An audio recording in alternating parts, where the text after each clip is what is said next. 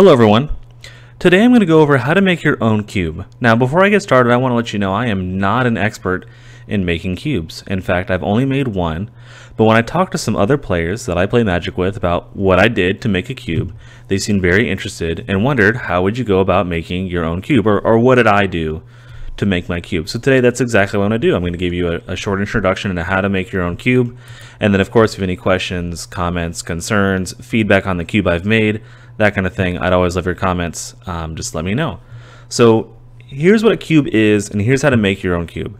So in short, a cube is almost like your own drafting pool. So normally when you go for a draft, you would draft from a booster box. So you buy a box, or you go to your store, you chip in your money, and you get your 3 packs, and you go from there. Well, besides the cost, sometimes there's that variance as far as what cards you get, and you may be looking for a different kind of drafting system, or one where you know exactly what you're getting into when you draft. In comes a cube. What a cube allows you to do is basically pick a certain set of cards, and when you go to draft those set of cards, you can either A, shuffle them all up together, and then just get 15 cards from that particular pool of cards, and that's your pack, so to speak. You can also do it where you have so many rares, uncommons, commons, and then you set up these packs, which is a more tedious way of doing it, but there's quite a few people that do that. But the most common is basically have every card be good, shuffle it all up, and you get 15 cards for each pack. Or for a pool, like if you were just doing sealed, you would draw 6 of the 15 or whatever else, and go from there. Kind of like getting 6 packs and making a sealed pool. So normally a pool, in order to get every color a little bit of the action or whatever else, is split pretty evenly. Sometimes red is a little bit less, just because in the long run, red may not have the most powerful of cards in the long run. Now I know there's like the Chandras and whatever else, so don't tase me on that. But you'll see in the most, like a common cube like this, you have a good mix of white, blue, black, green, and red is a little short as far as cards. Now it does show up in some of the multicolor cards, but not as much. Okay, and that's just for this cube. You can make a cube that was mostly red if you desired. It's totally up to you. Okay, so let's talk about what makes a good cube. What makes a good cube is A, you want to make sure you have your ramp for your players. So having cards that are cheap to play on turn 1 and then build up. So for instance, good old Hero of Akros for white, or Jace or Delver of Secrets for blue. Things like Blood-Soaked Champion is in the cube I made.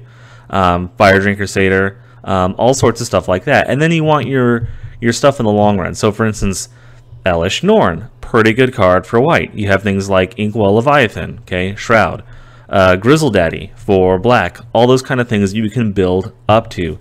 Same with multicolor. So for instance, for blue-black, you would have like Baleful Strix. You see this card all the time in Legacy. Well, you can put it in your cube.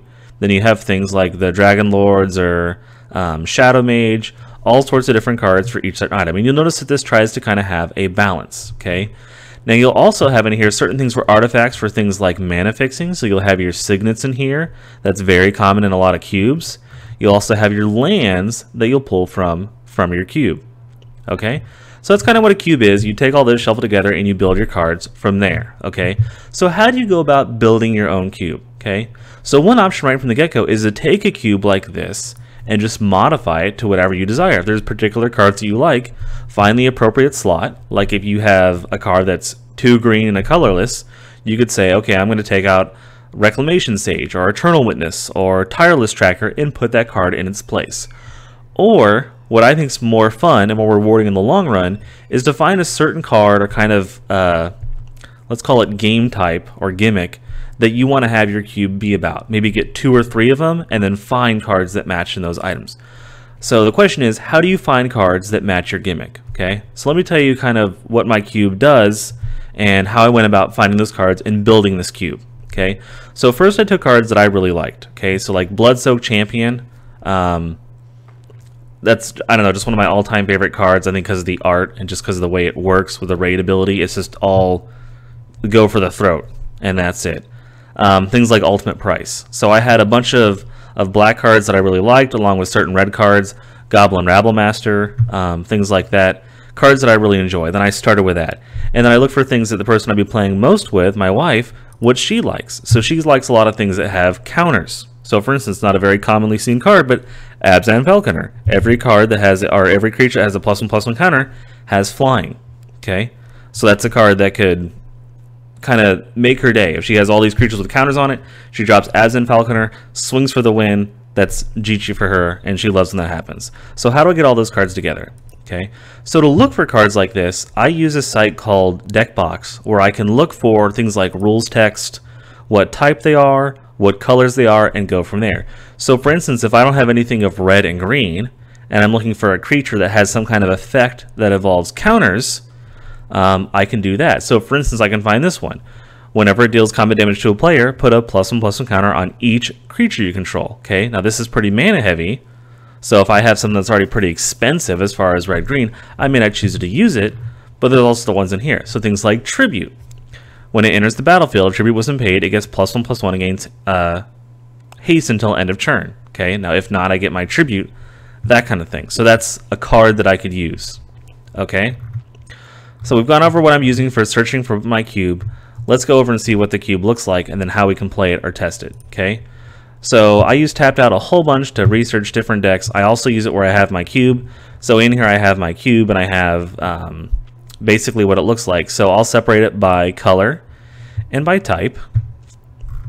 So in here I have all my lands, I've got my artifacts, I've got my creatures in here.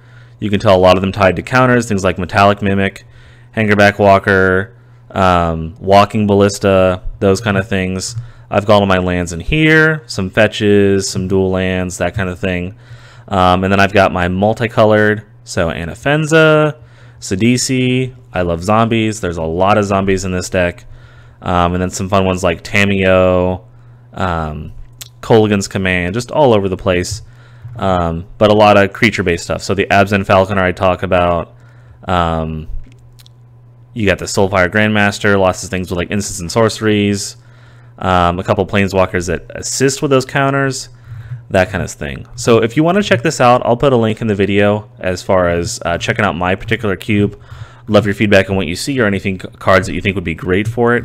I would definitely love to know that. I will tell you some of the cards in there are just kind of dear to our hearts, in case you're wondering why they don't exactly fit, but that's what I'm looking at. So how do you test something like this? Okay, so what I like to use is I use a site called DR4FT, and what I can do is I can go to here and say, okay, I want to go ahead and test some particular item. So I'll go in here and paste all this, whatever else. I'll give a game title for my friends saying, you know, try out my cube or whatever else. Say how many players I want involved. You can have bots in this game. They're not the smartest. So let's say I'm playing with just, I don't know, 2 people or something. Let's say 3. And I want to go ahead and draft it. So I'll create a room. Now I can give people this link right here. Okay. So for instance, if this was in real time, you could just give this link to someone, shoot at them in, you know, Hangouts, Slack, give them a text, whatever, and then go from there. Once you start it, okay, so if I start this, now I'll get my random cards within here. Okay, so I pulled 4 planeswalkers. That's a pretty good. So I have to pick from here and pick my choices. So in this application, you click once for your auto pick. So by default, Tameo, I don't know why I love this card so much, because I feel like this may be a better choice, but I might choose this just because that's what I like. So I want to play cards that I like. So I'll pick that. So now I'll get my next cards within here. Okay, so you got a good old Kalitas in here. Thalia, I play Death and Taxes a whole bunch, though this is a fun card for me. And just different things like this. So I may choose Mystic just to fix my mana. I may choose Duskwatch, whatever else, and go through the set, so on and so forth. So let's say Serum Visions. Then I've got you know, all these different cards in here. Eternal Witness. Let's say I try to do some fixing or grab some Marsh Flats, you know, whatever. I'm just picking random here. Go from there. So Ajani came back around, so I pick that, and just so on and so forth. You can keep picking and picking and picking, and when you're done, you basically have your deck that you can select. So I'm just going through here picking random cards, so it'll keep going through all the different sets. So once you get all your cards, you can basically build it. You could throw it in, you know, Cockatrice. You could bring it into Magic Online to play your friends, whatever, but that's pretty much how the cube works. Okay, so just in review, you can get some excellent examples of cubes from cubeduder.com. Okay, based on that, you can build your own cube. You can search for cards you may not know about. using Deckbox, and then I'd recommend putting it in Tapped Out. It's just an easy place to keep track of all your decks. That's where I keep most of my decks, both online and in paper. And then you can use draft.com in order to test it out and hopefully play it. And then of course you can always get around to actually constructing in real person and then have those cube drafts. They're a lot of fun. Well, that's all for today. I hope you guys appreciate it. Maybe you get to build your own cubes. Definitely send any to me that you build. Love to see what kind of cubes you build. Thanks. Bye.